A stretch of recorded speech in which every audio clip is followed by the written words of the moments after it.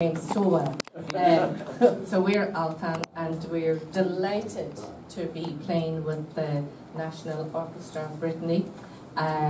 We had a few days of beautiful rehearsals and a few new arrangements by Martin Turish, our doctor in residence, and the other arrangements are by Fiacre Trench from Dublin, and he's a fantastic arranger as well.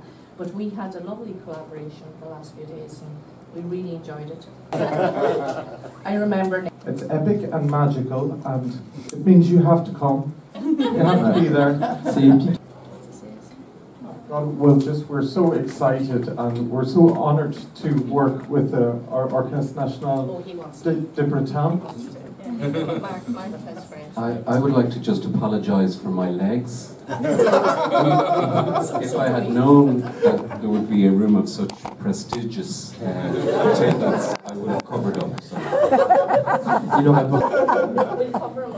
Voilà, et ils vont couvrir ses jambes pour ce soir. Absolument. Days, weeks. Yes, this is our latest member, Claire Friel, from the Friel sisters. So we are so delighted to have her in Altan.